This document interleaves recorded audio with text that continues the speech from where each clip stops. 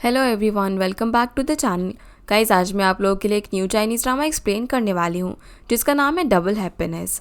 Episode की शुरुआत शू नाम की एक सिंगल मदर से होती है जो कि अपने बेटे ज़ियाओ को लिटिल मर्मेड की स्टोरी सुना रही थी। शू ओरिजिनल स्टोरी को अपने हिसाब से थोड़ा सा चेंज करके अपने बच्चों को सुनाती थी ताकि उसके बच्चे कभी भी स्ट्रेंजर्स पर भरोसा ना करें। शू की एक बेटी भी है जिसका नाम दामी है, लेकिन उसके साथ शू का हमेशा नोकझोंक चलता रहता था और वो रेंट के घर में अपनी आंटी लिली के साथ रहती थी।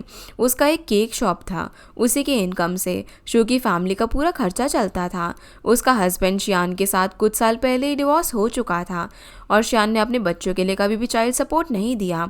सब कुछ शू ने ही अकेले संभाला है, इसीलिए वो अपने एक्स हस्बैंड से बहुत ज़्यादा नफरत करती है और अपने बच्चों को उसे दूर रखना चाहती है। लेकिन उसकी बेटी दामी तो अपने फादर से बहुत ज़्यादा प्यार करती है और उन्हीं से मिलने की जिद करती है। उसे अपनी मॉम के साथ नहीं बल्कि अपने फादर के साथ रहने का मन है। वो छुप छुप कर अपने फादर शियान से फ़ोन पर बात भी करती रहती हैं। इसी वजह से दोनों माँ बेटी के बीच छोटी छोटी आर्ग्यूमेंट भी होती रहती हैं। लेकिन ज़ियाओ दामी से बिल्कुल ही डिफरेंट है। उसे अपने फादर से बात करने का या फिर उनसे कोई भी रिश्ता रखने का मन नहीं करता, क्योंकि उसके पैदा होने से कुछ दिन पहले ही उसके पेरेंट्स का डिवोर्स हो चुका था। इसलिए उसे अपने फादर से कोई अटैचमेंट नहीं है। वहीं शू की कहानी भी कुछ ऐसे ही है। उसके पैदा होते ही उसकी माँ ने उसे छोड़ दिया। उसकी माँ एक्सीडेंटली प्रेग्नेंट हो गई थी और उन्हें शू कभी भी नहीं चाहिए थी। इसलिए उसकी आंटी लिली ने उसे अपनी बेटी की तरह बड़ा किया। लिली उसके लिए माँ से भी बढ़कर है। साथ ही शू का जो हस्बैंड शियान है, उसने जियाओ नाम की लड़की के साथ उस पर चीट किया था और शू को घर से भी निकाल दिया था, जिसके बाद शियान ने जियाओ से शादी कर ली। यही शूकाई की फैमिली की कहानी है। शूकाई कुछ दिनों पहले ही कहीं से ट्रैवल करके आई थी, लेकिन उसका सूटकेस किसी से बदल गया और सूटकेस के अंदर उसे कुछ सेक्सी टॉयज़ और अडल्ट चीज़ें मिली थी। यहाँ हम देखते हैं कि शूकाई का सूटकेस चेंग नाम की एक सिंगल फादर के साथ बदल गया था। इस बारे में जब चेंग फ़ोन करके एयरपोर्ट पर पूछता है, तब एयरपोर्ट वाले उसे अगले दिन 9 बजे शूकाई से मिलकर अपना सूटकेस एक्सचेंज करने के लिए बोलते हैं। और अगर चेंग की फैमिली की बात करें तो उसकी वाइफ की डेथ हो चुकी है। उसकी 2 ट्विंस बेटियां हैं जिनका नाम जे और बे है, जिनसे उसका रिश्ता काफ़ी अच्छा है और अपनी 2 बेटियों को संभालने में उसके इन-लॉज उसकी काफ़ी हेल्प करते हैं। अगले दिन फिर शूकाई को दामी के क्लास टीचर से स्कूल में आज होने वाले पेरेंट्स चाइल्ड एक्टिविटी के बारे में पता चलता है, जिसके बारे में दामियों ने उसे कुछ भी नहीं बताया था, जो शूकाई के लिए काफ़ी शॉकिंग था। दूसरी तरफ चेन अपनी दोनों बेटियों को स्कूल के लिए रेडी करता है। फिर उसकी वाइफ की सिस्टर योयो उन्हें स्कूल तक छोड़ने के लिए आती है। इधर शूकाई अपना काम जल्दी ख़त्म करके पहले तो एयरपोर्ट पर जाती हैं चेंग के साथ अपना बैग एक्सचेंज करने के लिए, और क्योंकि उसके बैग में उसे अडल्ट चीज़ें मिली थी, इसलिए वो उसे ख़राब कैरेक्टर का पर्सन समझकर उसे ठीक से बात नहीं करती और ना ही इस बारे में चेंग को कोई एक्सप्लेनेशन देती है। फिर शूकाई दामी के स्कूल जाती है पेरेंट चाइल्ड एक्टिविटी में पार्ट लेने के लिए, लेकिन वहाँ पर वो अपने एक्स हस्बैंड शियान को दामी के साथ एक्टिविटी में पार्ट लेते हुए देखती है। दामी तो इस एक्टिविटी में माय फादर पर ऐसे लिख कर लाई थी और उस ऐसे में वो अपने फादर की तारीफ पे तारीफ किए जा रही थी, जो दूर से देखकर शूकाई को बहुत ही बुरा लगता है। जबकि इतने सालों से उसने अकेले दोनों बच्चों को बड़ा किया है। उसके हस्बैंड ने तो उन्हें घर से भी निकाल दिया था, फिर भी आज उसकी बेटी उससे ज़्यादा अपने फादर को प्यार करती है। वहीं चैंग आज थोड़ी देर से ऑफिस पहुंचा था। उसे लगा आज तो उसकी जॉब चली जाएगी, लेकिन उसके 2 बच्चों को देखते हुए उसकी बॉस उसे आज लास्ट वार्निंग देती है। हर दिन ऐसे जॉब पर लेट आना और आए दिन छुट्टी लेना वो टॉलरेट नहीं कर सकती। वहीं शूकाई इस टाइम पर दामी और शियान के सामने नहीं आती। वो उनका पीछा करके एक कॉफ़ी शॉप तक पहुंचती है और छुपकर उनकी बातें सुन रही थी। यहाँ पर शियान दोनों बच्चों की कस्टडी लेने के बारे में सोच रहा था और दामी भी अपने फादर के साथ ही रहना चाहती थी। उसे अपनी मॉम के साथ नहीं रहना था, क्योंकि उसकी मॉम उसे पढ़ाई के लिए कई सारे क्लासेस भेजती थी। उसे ज़रा भी रेस्ट नहीं मिलता था। ये सारी चीज़ें शूकाई सुन रही थी और गुस्से में वो उनके सामने आकर शियान के सर पर जूस गिरा देती है। उसके मुताबिक आज तक शियान ने चाइल्ड सपोर्ट के नाम पर उसे एक पैसा भी नहीं दिया, तो फिर उसका बच्चों पर क्या ही हक बनता है जो वो अब उनकी कस्टडी लेना चाहता है। और ना ही शियान ने एलिमनी के नाम पर उसे एक भी पैसा दिया था। यहाँ पर दामी अपने फादर की साइड ले रही थी, क्योंकि उसके फादर कभी कभी उसे कुछ गिफ्ट देते थे। दामी के इस बात से शूकाई को और भी ज़्यादा गुस्सा आता है। उसके मुताबिक शियान के दिए हुए 2-4 गिफ्ट से दामी के सभी खर्चे नहीं चल रहे हैं। 2 बच्चों को संभालने के लिए उसने बहुत ही मेहनत की है, रात रात भर ओवर ड्यूटी किया है, फिर जाकर केक शॉप खोला और उसमें भी मेहनत करके वो दोनों बच्चों का सारा खर्चा चला रही है। और उनकी ग्रैंड आंटी लिली का क्या, वो तो कितनी भी बीमार पड़े पर हमेशा उन्होंने दोनों बच्चों की केयर की है। जब भी शुकाई काम पर होती है तब लिली ही उन्हें संभालती थी। डिवोर्स के बाद उनके फादर श्यान और शुकाई के इन-लॉज की तरफ से किसी ने भी उसकी कोई हेल्प नहीं की। और अगर दामी को अपने फादर के लिए इतना ही बुरा लग रहा है तो वो अपने फादर के साथ ही रह सकती है। उसकी ये बात सुनकर शान का मुंह उतर जाता है। तब शुकाई समझ जाती है कि शान को सिर्फ जाओ से मतलब है, क्योंकि आगे जाकर कोई बेटा ही उनके खानदान को आगे लेकर जाएगा। बाकी दामी से तो उसे कोई ज्यादा मतलब नहीं है। गुस्से में शुकाई फिर अपनी बेटी दामी को बिना अपने साथ लिए ही चली जाती है। तब दामी अपने फादर के साथ उसके घर जाने की रिक्वेस्ट करती है, लेकिन शान अभी उसे अपने साथ नहीं ले जा सकता। पर वो उसे प्रॉमिस करता है कि वो जल्दी उसे और उसके भाई को अपने साथ हमेशा के लिए लेकर जाएगा। बस कुछ टाइम तक शान दामी को अपनी मॉम के साथ एडजस्ट करने के लिए कहता है। वैसे दामी को अपने फादर से दूर होने का मन तो नहीं था, पर मजबूरी में वो फिर से अपनी मॉम के साथ रहने के लिए चली जाती है। वहीं चैंग आज ऑफिस में ओवर टाइम काम करने वाला था, क्योंकि बच्चों की वजह से वो हर दिन ऑफिस लेट आता था। इसलिए वो अपने इन लॉज को उसके घर आने तक उसकी बेटियों का ध्यान रखने के लिए बोलता है। इधर शुकाई अपनी बेस्ट फ्रेंड शाओ से मिलने के लिए जाती है, जो कि खुद अनमैरिड सिंगल है, लेकिन वो मैच मेकर का काम करती है। वहाँ वो आज शाओ को शान और दामी के साथ हुए इंसिडेंट के बारे में बताती है, जो सुनकर शाओ भी शॉक थी। उसे शक था कि शान की सेकेंड वाइफ जियाओ माँ नहीं बन सकती, इसीलिए शान अब अपने बच्चों की कस्टडी लेना चाहता है। लेकिन शुकाई अब भी इन बातों को लेकर क्लियर नहीं थी। पर अगर शान उनके बच्चों की कोई फाइनेंशियली जिम्मेदारी उठाएगा तब उसे अच्छा ही लगेगा, कम से कम वो अपने ऊपर कुछ खर्चा कर पाएगी। दूसरी तरफ हम शान की सेकेंड वाइफ जियाओ को देखते हैं। दोनों ही कुछ महीनों पहले तक अब्रॉड में रह रहे थे, लेकिन अब दोनों चाइना शिफ्ट हो चुके थे। इतना टाइम ट्राई करने के बाद भी, डॉक्टर से ट्रीटमेंट करवाने के बाद भी वो माँ नहीं बन पा रही थी। पर वो एक बार IVF करके प्रेगनेंसी के लिए ट्राई करना चाहती थी, लेकिन शान को अपना खून चाहिए और IVF में जाओ किसी और मेल का स्पर्म यूज़ करके प्रेग्नेंट होगी तो वो किसी और के खून को क्यों अपनी प्रॉपर्टी देगा और ख़ानदान का वारिस बनाएगा। लेकिन जो भला क्या ही करे। आजकल वो अगर शियान के पास भी आती थी तभी वो उसे दूर भागता था और उसे इंटीमेट नहीं होता था। पर शियान के मुताबिक उसके लिए अब सबसे ज़्यादा ज़रूरी अपने बेटे जियाओ की कस्टडी पाना था, नहीं तो उसके खानदान का वारिस कहने वाला कोई भी नहीं रहेगा। ऊपर से जियाओ और शियान के बीच आज तक कोई भी बात नहीं हुई है, दोनों के बीच कोई फादर सन की बॉन्डिंग है ही नहीं। इसीलिए वो दामी का यूज़ करके जियाओ के क्लोज जाने की कोशिश कर रहा था। इधर इवनिंग को जब शु घर पर आती है तो वो दामी को इग्नोर करती है। दामी अगर उसके पास भी आ रही थी तो वो उसे कोई रिस्पॉन्स नहीं देती, जो चीज़ दामी के लिए बहुत ही शॉकिंग थी। दूसरी तरफ चैंग के इन-लॉज उसके घर आने तक बेटियों को संभाल रहे थे। चैंग के फादर इन-लॉ ज़ेन जब बच्चों के साथ खेल कर थक जाते हैं तो वो अपनी छोटी बेटी योयो को उन्हें संभालने के लिए बुलाते हैं। पर योयो को जब तक उनसे बेबी सिटिंग के पैसे नहीं मिलते वो बच्चों को संभालने के लिए रूम से बाहर नहीं आती। फाइनली ज़ेन उसे पैसे दे देते हैं, तब जाकर वो चैंग की बेटियों को संभालने के लिए रूम से निकलती है। कुछ देर बाद जब चैंग उनके घर पर आता है तो दोनों से सेकेंड मैरिज की बात करते हैं। वो चाहते थे कि चैंग उनकी छोटी बेटी योयो के साथ शादी कर ले। बच्चे तो योयो की बड़ी सिस्टर जियाओ की ही हैं, तो वो टेक्निकली उनकी स्टेप मॉम के साथ साथ उनकी आंटी भी होगी और वो अपनी सिस्टर के बच्चों को बिल्कुल अपने बच्चों की तरह ही ख्याल रखेगी। उसके इन-लॉज इस बारे में बात करने वाले हैं। ये चैंग को पहले से पता था, क्योंकि एक दिन पहले ही योयो ने उसे इस बारे में बता दिया था। और ना ही योयो चैंग से शादी करने में कोई इंटरेस्ट रखती थी, ना ही चैंग भी उससे शादी करना चाहता था। वो अपनी मरी हुई वाइफ की सिस्टर को कभी भी वाइफ की नज़र से नहीं देख सकता। इसीलिए इन दोनों ने पहले से ही डिसाइड कर लिया था कि कितना भी उनकी फैमिली उन्हें शादी के लिए मनाने की कोशिश करे, वो लोग कभी भी एक दूसरे से शादी नहीं करेंगे। इसीलिए चैंग अपने इन-लॉज से शादी के लिए मना कर देता है और उनके सामने गर्लफ्रेंड होने का झूठा बहाना बनाता है कि अब तो गर्लफ्रेंड होने की बात पर उसके इन-लॉज उससे क्या ही बोलते। इसीलिए दोनों इस टाइम चैंग की शादी की बात को दबा देते हैं। पर यहाँ पर योयो तो उनकी शादी फिक्स ना होने से बहुत ही ज़्यादा खुश थी, यहाँ तक कि वो चैंग की इस गर्लफ्रेंड वाले झूठ की तारीफ भी करती है। लेकिन अब चैंग को जल्द से जल्द एक गर्लफ्रेंड ढूंढनी थी, क्योंकि उसके इन-लॉज उसी लड़की से मिलना चाहते थे। इसीलिए चैंग शाओ की मैट्रिमोनी सर्विस के लिए अप्लाई करता है। यहाँ पर शू ने भी सेकंड मैरिज के लिए शाओ को कोई अच्छा लड़का ढूंढने को बोला था। शुकाई को अपने सेकंड हस्बैंड में जो भी क्वालिटीज़ चाहिए थी वो चैंग के साथ मैच होती थी। इसीलिए शाओ यहाँ पर शुकाई को चैंग का प्रोफाइल भेज देती है और चैंग की प्रोफाइल में उसकी फ़ोटो देखकर शुकाई समझ जाती है कि ये तो वही सूटकेस एक्सचेंज वाला पर्सन है। उसके सूटकेस सूटकेस में जो एडल्ट चीज़ें थी उसे देखकर वो उसके कैरेक्टरलेस समझ रही थी। जिसके बाद हम चैंग की फैमिली को देखते हैं, जहाँ पर उसकी दोनों बेटियाँ उसके लाए हुए गिफ्ट से बहुत ही ज़्यादा खुश थी। फिर चैंग उनके साथ खेलने लग जाते हैं। वहीं चैंग के फादर इन लॉ उसकी गर्लफ्रेंड वाली बात से टेंशन में थे। अगर बाहर की कोई लड़की उनकी ग्रैंड डॉटर्स की स्टेप मॉम बनी तो वो उनसे दूर हो जाएंगी और उन्हें माँ का रियल प्यार कभी भी नहीं मिलेगा। ऊपर से उनकी छोटी बेटी योयो ने स्कूल में कुछ लड़कों को डेट तो किया था, लेकिन वो अब बिना शादी के सिंगल लाइफ जीना चाहती थी और अपने ब्रदर इन लॉ चेंग से तो बिल्कुल भी शादी नहीं करना चाहती थी। भला वो अब करे तो क्या करे। लेकिन उसके उल्टा चेंग की मदर इन लॉ इन बातों को लेकर ज़रा भी टेंशन नहीं ले रही थी।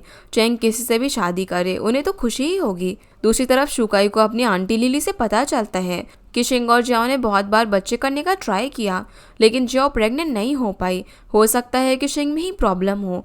ऊपर से शिंग की मॉम को कैंसर है और वो मरने से पहले अपने पोते जियाओ की कस्टडी लेना चाहती हैं ताकि उनके खानदान को आगे ले जाने वाला कोई तो वारिस हो। इसी वजह से शिंग आजकल बच्चों की कस्टडी लेने की कोशिश कर रहा है, खास करके अपने बेटे जियाओ की।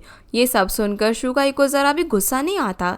उसके मुताबिक शियान की फैमिली ये सब डिजर्व करती है, क्योंकि जब उसे शियान और जियाओ के अफेयर के बारे में पता चला था तब शू की मदर इन लॉ ने उसे कहा था कि शुकाई सुंदर और अट्रैक्टिव नहीं है, इसीलिए उनके बेटे ने उस पर चीट किया है। यहाँ तक कि शियान के साथ मिलकर उन्होंने बच्चों के साथ उसे घर से भी निकाल दिया था और उस टाइम पर वो प्रेग्नेंट थी। अब जब जियाओ माँ नहीं बन पा रही है तो उन्हें उनका पोता जियाओ वापस चाहिए, जिनसे आज तक वो मिलने भी नहीं आए।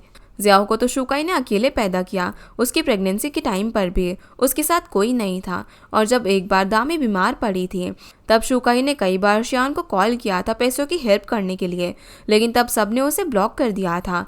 उस टाइम किसी तरीके से दामी की जान बची थी।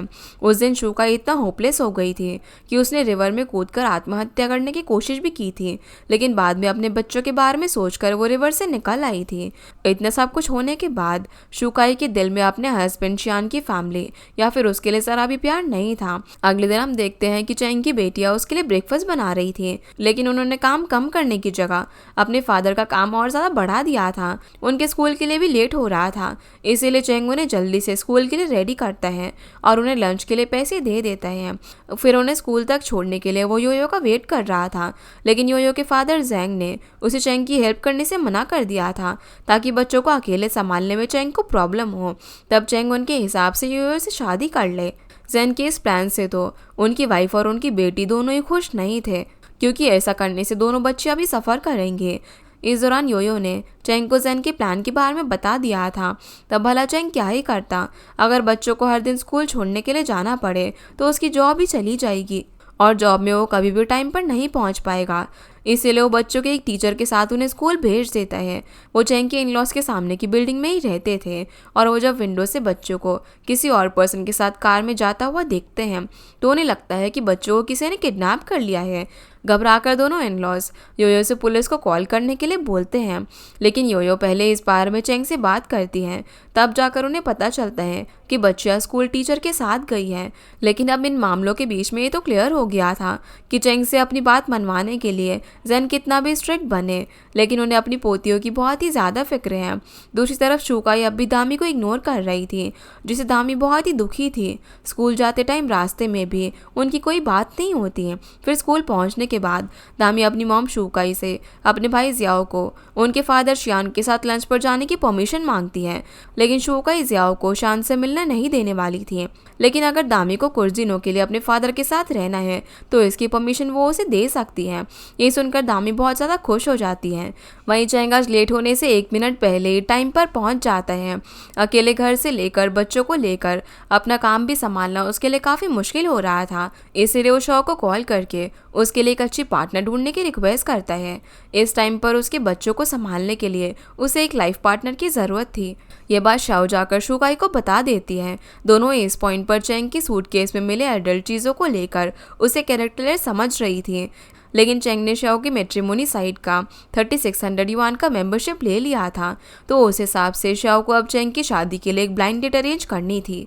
दूसरी किसी लड़की को वो चेंग के साथ भेजकर उन्हें रिस्क में नहीं डालना चाहती थी, इसीलिए वो शुगाई को चेंग के साथ ब्लाइंड डेट पर जाने की रिक्वेस्ट करती है। उसके बदले वो उसे 600 युआन भी देने को राजी थी।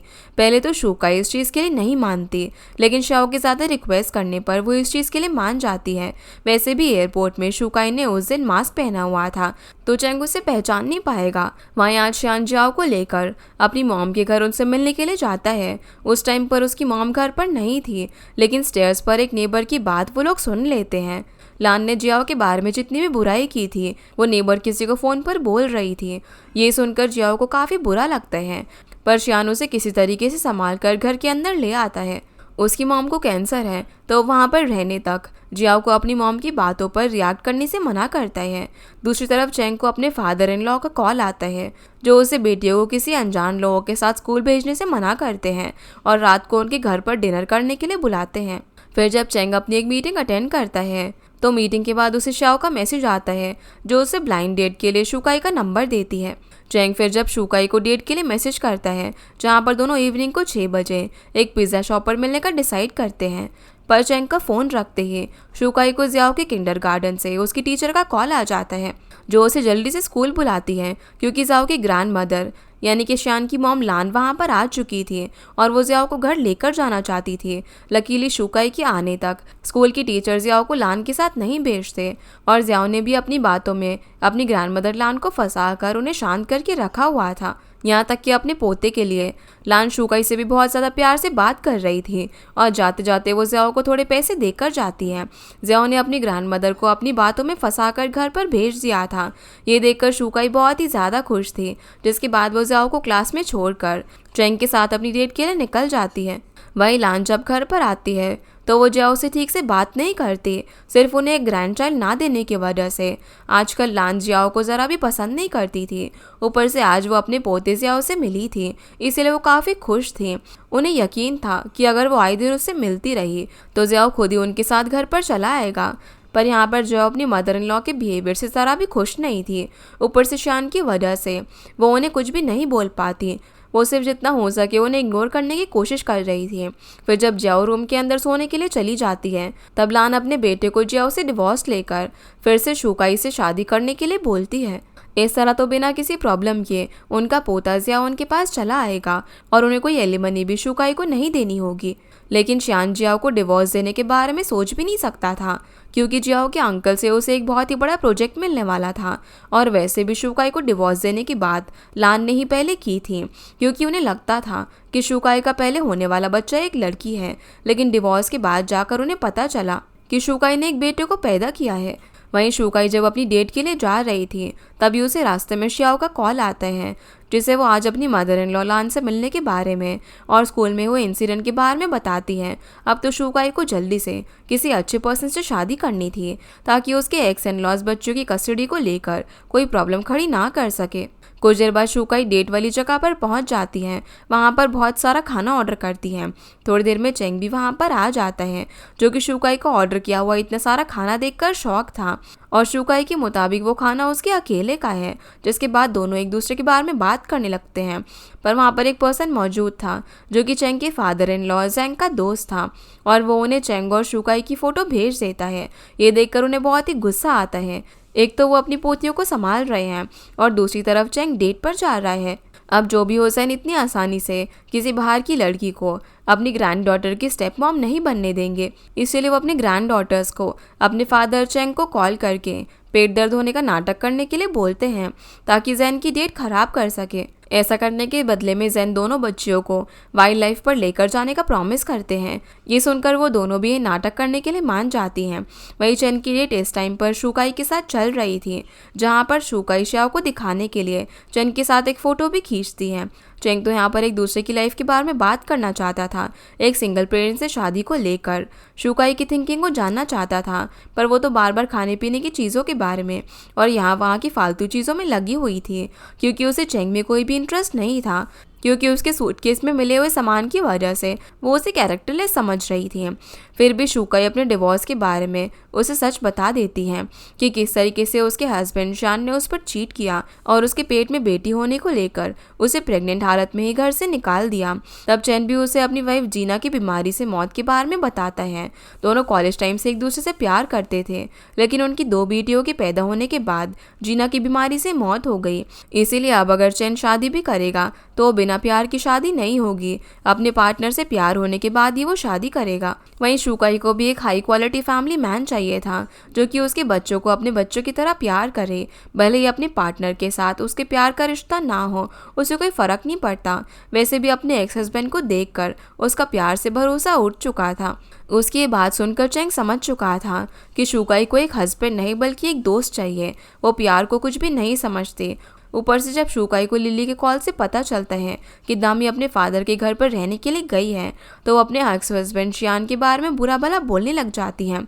वो चाहती थी कि दामी अपने फादर की बुराई का सामना करके स्ट्रांग बने, पर किसी बेटी को अपने फादर के बारे में बुरी बातें सिखाना ये चैंग को सही नहीं लगता। वो इस बारे में शुकाई के साथ थोड़ा सा आर्ग्यू भी करता है, क्योंकि वो खुद 2 बेटियों का बाप है।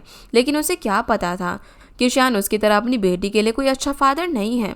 उनके इसी आर्ग्यूमेंट के बीच चैंग को उसके फादर इन लॉ का कॉल आता है, जहां कॉल पर उसकी दोनों बेटियां पेट दर्द होने का बहाना कर रही थी। ये सुनकर चैंग तुरंत घर जाने ही वाला था, तभी उसे योयो मैसेज करके उसकी दोनों बेटियों और जैन के इस नाटक के बारे में बोल देती है।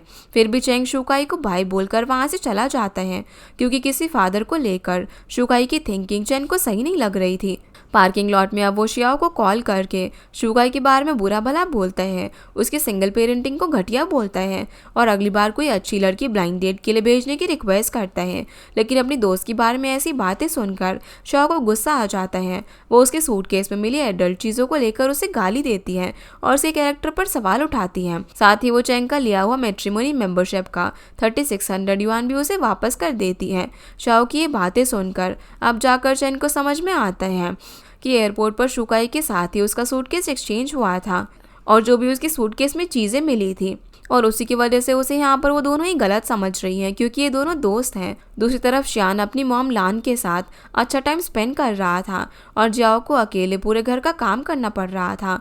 ऊपर से बीच बीच में लान जियाओ को ताना भी मार रही थी।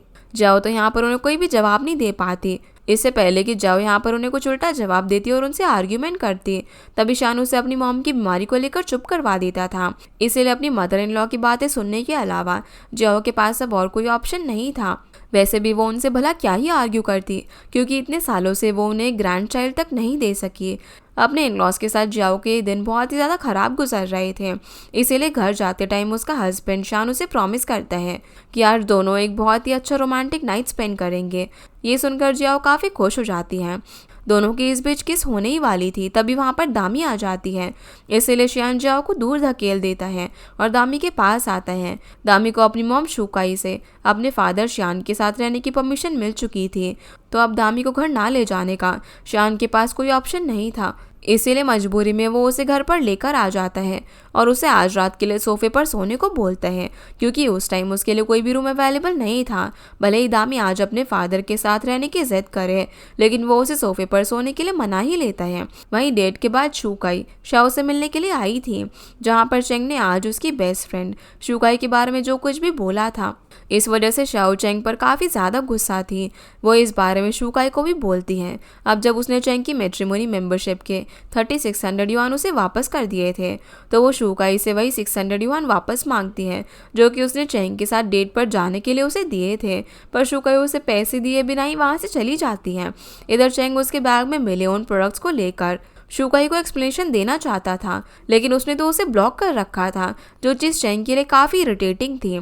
दूसरी तरफ जान योयो से अपनी ग्रैंड डॉटर्स को इंग्लिश सिखाने के लिए बोलते हैं। उन्होंने उसे पढ़ने के लिए अब्रॉड भेजा है, तो योयो की इंग्लिश उनसे बहुत ही ज़्यादा अच्छी है। उसकी अच्छी इंग्लिश बोलने का कोई फ़ायदा तो हो, लेकिन योयो बिना बेबी सिटिंग की पेमेंट के बिना कोई भी काम नहीं करने वाली थी। ये सुनकर जैन उस पर गुस्सा करने लगते हैं। इस बीच जब वो जीना की मौत के बारे में बात करते हैं तो योयो फ़ोन ही काट देती हैं, क्योंकि उसे अपनी सिस्टर की मौत का बहुत ही अफसोस था। वो सोचती थी कि जीना की जगह उसे मर जाना चाहिए था। वैसे भी वो हर तरफ से यूजलेस है और जीना हर चीज़ में बहुत ही ज़्यादा अच्छी थी। वहीं घर पहुंचकर शुकाई अपनी बेटी दामी को वीडियो कॉल करती है, जो कि उस टाइम पर सोफे पर अकेले सो रही थी। वो ये चीज़ अपनी मॉम को नहीं दिखाना चाहती थी, इसलिए वो वीडियो कॉल कट करके अपनी मॉम को नॉर्मल कॉल करती है और उनसे अपने फादर शियान को लेकर तारीफ पे तारीफ किए जा रही थी, जो सुनकर शुकाई दामी को अपने फादर के साथ पूरा दिन एंजॉय करने के लिए बोलती है, क्योंकि उसने दामी के English class, dance class, swimming class बंद करवा दिए थे।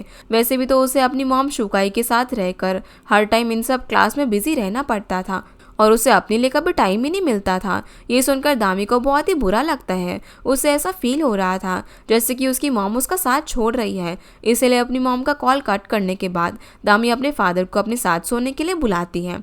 उस टाइम पर श्यान और जाओ इंटीमेट होने वाले थे, लेकिन दामी के बुलाने पर श्यान अपनी बेटी के पास चला जाता है, जो चीज़ जाओ के लिए बहुत ही ज़्यादा इरिटेटिंग थी। उसे लगा कि आज कम से कम उनके बीच इंटीमेसी होगी, लेकिन आज ही श्यान की बेटी वहाँ पर आ गई। वो तो अकेले श्यान का वेट करते करते रूम में ही पड़ी रहती है और बाहर श्यान अपनी बेटी के साथ बात करते करते सो जाता है। लेकिन रूम के अंदर जियाओ को तो ज़रा भी नींद नहीं आ रही थी। वो अपना फ़ोन चलाने लग जाती है। इस दौरान उसे एक लड़के का मैसेज आता है, जिसकी वाइफ कुछ दिनों के लिए घर से बाहर गई थी और वो जाओ को उसके साथ इंटीमेट होने के लिए बुला रहा था। पर इस टाइम जाओ उस मैसेज को इग्नोर करके सो जाती है। दूसरी तरफ चैंग अपने इन लॉज के घर अपनी बेटियों को पिकअप करने के लिए आता है। तब उसके फादर इन लॉ चैंग से उसकी गर्लफ्रेंड को उनसे मिलवाने के लिए बोलते हैं, ताकि चैंग की गर्लफ्रेंड उसकी दोनों बेटियों के लिए अच्छी माँ बन पाए और वो लोग भी ये चीज़ देख पाए। उनकी बातें सुनकर चैंग उनसे जल्दी अपनी गर्लफ्रेंड को मिलवाने का प्रॉमिस करता है, लेकिन घर जाकर वो अपनी वाइफ जीना की फ़ोटो देखकर उसे याद करता है। उसने कभी भी नहीं सोचा था कि उसे एक दिन अपनी बेटियों के साथ जीना के बिना रहना पड़ेगा। अगले दिन फिर हम शियाओ को शुकाई के घर पर देखते हैं। कल रात उसने बहुत ड्रिंक कर ली थी, इसीलिए शुकाई उसे अपने घर पर लेकर आ गई थी और उसका ख्याल रखने के बदले शाओ उसे आज स्पा लेकर जाना चाहती थी। शुकाई जाना तो नहीं चाहती थी। आज उसके केक शॉप पर बहुत सारे ऑर्डर्स पेंडिंग थे, लेकिन लिली उसे शाओ के साथ एक दिन एंजॉय करने के लिए बोलती है। शॉप तो लिली भी अकेले संभाल सकती है। तब जाकर आज शुकाई शॉप से हाफ डे की छुट्टी लेने का सोचती है। दूसरी तरफ दामी को इम्प्रेस करने के लिए जाओ ने बहुत सारा खाना बनाया था। ये देखकर दामी बहुत ज़्यादा खुश होती है, यहाँ तक कि वो जाओ को अपनी मॉम शुकाई से बहुत ही अच्छा बोल रही थी। अब दामी से अपनी तारीफ सुनकर जियाओ काफ़ी खुश थी, लेकिन उसकी ये खुशी ज़्यादा देर तक नहीं रुकती, क्योंकि दामी अब अपने इंग्लिश, मैथ्स, पियानो, स्विमिंग और डांस क्लासेस के फीस अपने फादर शियान को पे करने के लिए बोल रही थी, जिनका टोटल पैसा 55,600 युआन है। अब अपने बेटे जियाओ को पाने के लिए और उसके करीब जाने के लिए अपनी बेटी को दामी को खुश रखना बहुत ही ज़रूरी था। इसीलिए शियान दामी के सभी क्लासेस का टोटल फीस पे करने के लिए मान जाता है, यहाँ तक कि उसे शॉपिंग पर ले जाने का भी प्रॉमिस करता है। लेकिन इतने पैसे दामी पर स्पेंड करने को लेकर जाओ ज़रा भी खुश नहीं थी। वो कई महीनों से एक डिज़ाइनर बैग श्यान से मांग रही थी, लेकिन उसने उसे लाकर नहीं दिया। जाओ को नाराज़ देखकर श्यान उसे मनाने के लिए जाता है और समझाता है कि अब तक उसने डिवोर्स के बाद एक भी पैसा चाइल्ड सपोर्ट के नाम पर नहीं दिया है, तो अब अगर वो अपने बेटे जाओ की कस्टडी इतने पैसों में पा सकता है तो ये उसके लिए कोई बुरी डील नहीं है। जो फिर भी उसकी बात उसे कन्विंस नहीं थी। तब श्यान रोने का नाटक करने लग जाता है, जो देखकर जाओ इमोशनल हो जाती है और उसकी नाराज़गी अपने आप दूर हो जाती है। उसके बाद श्यान जाओ और दामी को लेकर शॉपिंग करने के लिए निकल जाते हैं, जहाँ पर दामी जिस भी चीज़ की डिमांड कर रही थी श्यान उसे सभी चीज़ें दिला रहा था, ताकि दामी को खुश करके उसके ज़रिए वो अपने बेटे जियाओ के क्लोज जा पाए। इधर शुकाई और श्याओ भी शॉप का काम ख़त्म करके उसी शॉपिंग मॉल पर स्पा के लिए जाती है, जहाँ पर दामी श्यान और जियाओ के साथ शॉपिंग पर गई थी। उन्हें वहाँ पर देखकर शुकाई और श्याओ उनका पीछा करती हैं और उनसे बात करने के लिए जाती हैं। जियाओ को शुकाई और श्याओ पहले से जानती थी और श्याओ यहाँ पर जियाओ से मिलते ही उसे चीटर बोलती है, लेकिन इस बात पर जियाओ कोई भी रिएक्ट नहीं करती। उससे पहले ही दामी अपनी मॉम को जियाओ के बारे में गलत बातें करने से रोक देती है। दामी और जियाओ को एक दूसरे से इतना क्लोज देखकर शुकाई और श्याओ दोनों ही शॉक थी, इसलिए दोनों उन्हें और कुछ भी नहीं कहते और वहाँ से चले जाते हैं। दामी ने यहाँ पर जियाओ के लिए अपनी मॉम के खिलाफ जाकर स्टैंड लिया था। इस चीज़ से खुश होकर जियाओ भी दामी के लिए गिफ्ट खरीद देती है और इसी के साथ हमारा ये एपिसोड यहीं पर ख़त्म हो जाता है। तो गाइस ये थी आज की वीडियो एंड आई होप आप लोगों को ये वीडियो पसंद आई होगी। तो इस वीडियो को लाइक कर चैनल को सब्सक्राइब ज़रूर कीजिएगा। आपसे फिर मिलते हैं इस ड्रामा के अगले एपिसोड में। तब तक के लिए गुड बाय।